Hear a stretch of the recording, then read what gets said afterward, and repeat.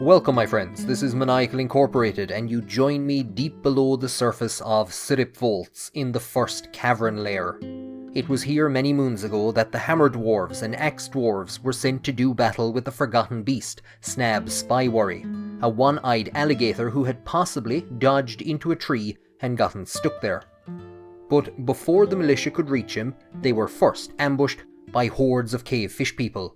Then, another forgotten beast, Robec, emerged from a cave system where he had been hiding.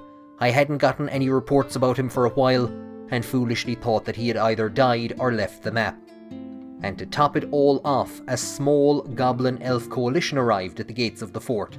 One of their number fell in battle against the great Olin Cloister Stakes, a pig who was mortally wounded, holding the invasion at bay just long enough for the militia to get to the surface and deal with them. While all of these threats had been seen off and Syrupvaults was safe once again, small groups of cave fish people continued to roam the caverns, and the militia was in a weakened state, with many of its members taking up permanent residence in the Hall of Heroes.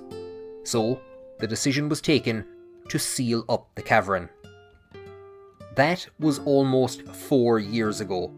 Since then, many more forgotten beasts have arrived and fought with the cave fish people, who've made a fairly good account of themselves.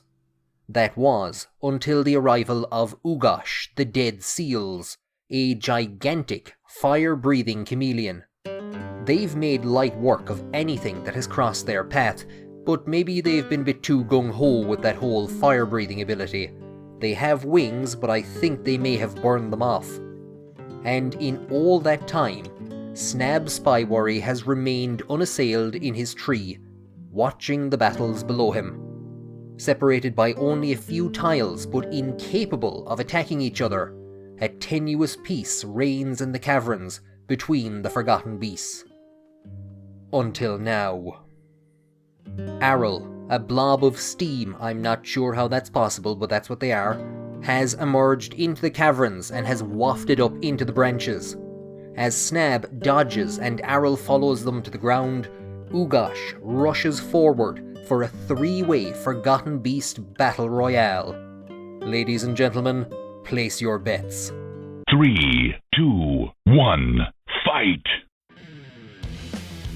Arrel didn't put up much of a battle and simply dissipates after a few blows from Snab. Ugash initially held back, but advances after Arrel floats away, belching forth flame with reckless abandon. Snab is trying desperately to escape the fire and the clouds of smoke. I don't know how such a colossal creature is able to dodge all of these attacks. Well, most of them. Ugash manages to corner them now and then, biting and bruising, slowly wearing Snab down. And just like Arrel, Snab soon runs out of steam and is held in place by Ugash as an inferno rages around them. They struggle for some time, but Snab has been severely wounded and is soon overcome by the flames, burning to death. KO! Ugash now reigns as master of the first cavern lair and even gains a title in recognition of their first notable kill. Now, Fight Night isn't over yet, far from it. Deeper still, in what I think is the third cavern lair, is a giant, violet-haired earthworm. I had been planning to open up the first cavern lair and send the militia after Snab and Ugash. We might have suffered some casualties, but I think they could have taken them. But they pale in comparison to Bixta or Evil, a web-slinger who has racked up over 150 kills since arriving at Syrupvaults. The cavern is littered with the remains of elk birds, crundles, and a group of bloodmen who appeared recently, their corpses reflecting off the jewel-encrusted walls that are off-limits to us until we are strong enough to deal with Bixta. But here, possibly, is a saviour. Ass Bikekos, a towering, three-horned humanoid, has arrived and strides with purpose towards Bixta, who is currently distracted chasing down more elk birds. This matchup has the makings of a mighty struggle, a titanic battle that will shake the very foundations of Syrupvaults. Okay, never mind.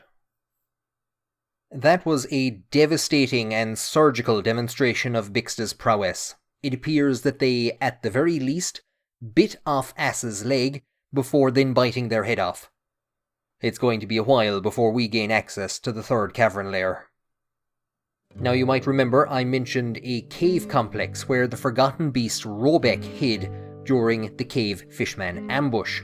That complex leads from the first cavern lair to what I think is the third. Both ends are sealed shut, but by taking just a bit of a risk, I could get them open and try to bring Ugash and Bixta together for a grand finale. If Ugash hadn't gotten themselves killed. I'm not exactly sure what happened. Most likely they jumped into the water to battle some cave fish people and drowned. There are a couple of forgotten beast bodies in here. So Bixta can have the lower levels. With the first cavern lair empty, for now, it's time to open it up again. Cave fish people still lurk in the waters, so the militia will be sent in first to secure the area, and while they were arriving, we received a petition from Stackhood Diamond Amber, a poet who wished to reside in Syrupvaults. Checking his relations tab, we can see that his only son, Eshtan, died in the caverns. Eshtan was once the fort's manager, and he fell at the feet of Robec during his rampage. To commemorate the reopening of the cavern lair, a slab would be dedicated to Eshtan and placed on the spot where he died. A few fish people forays were put down with the loss of only a few war dogs and a tavern keeper who wandered a bit too far from the protection of the militia. If we can wall off the edges by the water, we'll be able to prevent surprise attacks in future and have ample room for farming and cutting down trees. And overseeing all of this will be a new tavern, where patrons can look out from the precautionary fortifications and hear tales from the fort's older members of when this area was off limits and dominated by fearsome forgotten beasts. Thank you for joining me today, and I hope you will return to Syrupvaults in future, maybe to volunteer when the third cavern lair is finally opened.